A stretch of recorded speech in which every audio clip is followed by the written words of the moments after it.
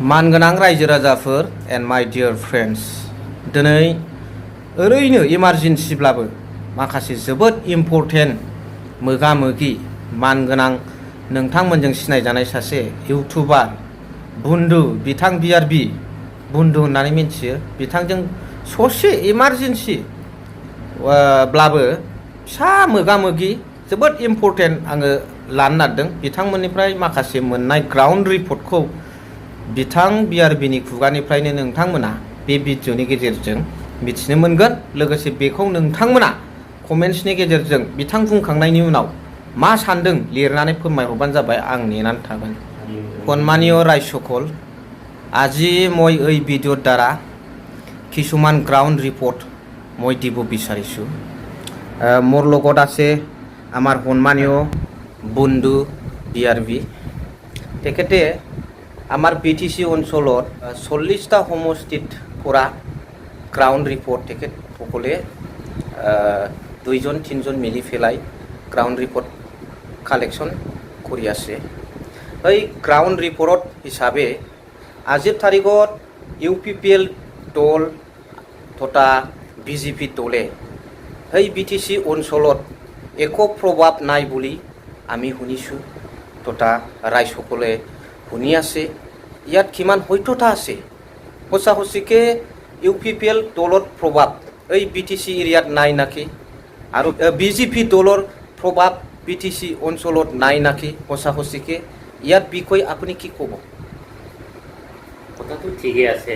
100% BPF फैखागोन सरकाराथ'। आरामसे कुनु माबा गैया, कनफ्युज गैया। नोंथांनि मोनदांथियाव बेसेबां भटआव बेसेबां सिट देरहानानै सरकार दागोन बादि अंकआव? आरामसे खमाव 25। ग्राउन्ड रिपर्टआथ' मोजां। मोजां एकदम। नाजोबथारबाय नोंसोरथ'? एकदम। दे अनेक जायगायाव बेरायबाय जों। ओमफ्राय रायजो राजाफोरजोंबो अनेक रायलायबाय। बिराद मोजां आरो बहुद मोजां। दे जानां 100% सरकार दागोना एकदम खतम। दा बयबो रायजो राजाफ्रा हास्थायदों नङा होमबा? हास्थायदों। आगोल जे समाव परिबर्तननि नामाव जायखौ माने सरकाराव लाबोदोंमोन, दा बिनि उनाव दिनै रायजो राजाफ्रा फस्थायबाय आरो बै सरकारखौ लाबोखांनायनि उनाव दा दिनै गोमाजोब्बाय बर'नि मोन्थाय, बर'नि जायखिनि डेभेलप जानांगौआ दिनै गासिबो फासयजोब्बाय नालाय। दा बेफोरखौ नुनानै दिनै रायजो राजाफ्रा एसेबाबो सोलायबाय आरो। ओरैनोथ' प्रमद बर' बिथांखौ सैखाथारला। सैया एकदम दाथ' सैला। आरो नैबे दानि इलेक्सनाव बिथांमोननि जेनाखि दोलो माने अनेक जायगायावसो हाबनो हायाखै आरो दासिमबो बिथांमोना हाबनो हायाखै। हाबनो हायैनि खार'ना थगायबाय बिसोरो रायजो राजाखौ 5 बोसोराव थगायबाय। जेरै सापज जेनेबा बिथांमोननि जेनाखि आन्दलनानो जाहैबाय मोनसे माने गादि सेख'नायनिसो आन्दलनमोन नालाय, BPF दोलोखौ फोजोबस्रांनायनि। दा दिनै बैफोर मावनायफ्रा सोराङाव फैबाय आरो रायजो राजाफ्रा बेफोरखौ नुनानै दिनैहाय माने बुजिबाय प्रमद बर' बिथाङा बे सासे बिराद गिदिर थगायसुला जाथिनि जोलैनि हांगार। दा बुजिबाय आरो ओंखायनो रायजो राजाफ्रा सोलायजोब्बाय दिनैनि दिनाव।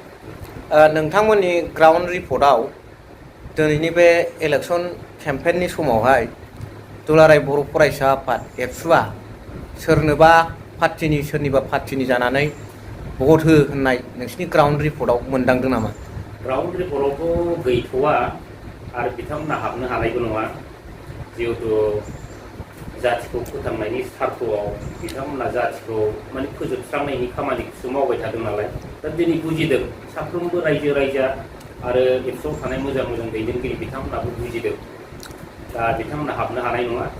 माने बिसोर हाबब्लाबो माने मोना माने हाबलाबायनो हागौ आरो थाब बिनि माने जेबो हाबनो हाया। प्रभाबशालि एसेबां जानाय नङा। जाया एसेबाबो बुजिबाय होमबा? एकदम बुजिबाय। आरो बबेबा जायगायाव हाबनांगौब्ला खारबाबो खारस्लाबनो हानाय नङा। आच्छा ओरैबायदि। दे होमबा सरकाराथ' 100% दाखागोन BPF। 100% हाग्रामा महिला साराना सरकाराव फैगोन आरो रायजो राजाफोरनि गांनाय उखैनाय माने सुफुंनांगौआ बिथांनि आखायाव थाहैगोन आरो। BJPआबो जेबो एख' प्रभाब होनो हानाय नङा? गैया। आच्छा थेंक इउ। जेबो गैया ना BJPबाबो? दे जातिनि सार्थआव खामानि मावनो रोङै, जातिखौ सिन्था खालामनो रोङै मानसिफ्रासो दिनैनि दिनाव बे BJPआव माने जायगा लानानै दं होनजायो आरो। राइट जेबो गैया ना? थाखा फैसा आरो मा होनो गाज्रि गावनि लाइफ दानायाव माबा मोनसे जायो खोमा बिदि साननायल' आरो जेबो गैया। Thank you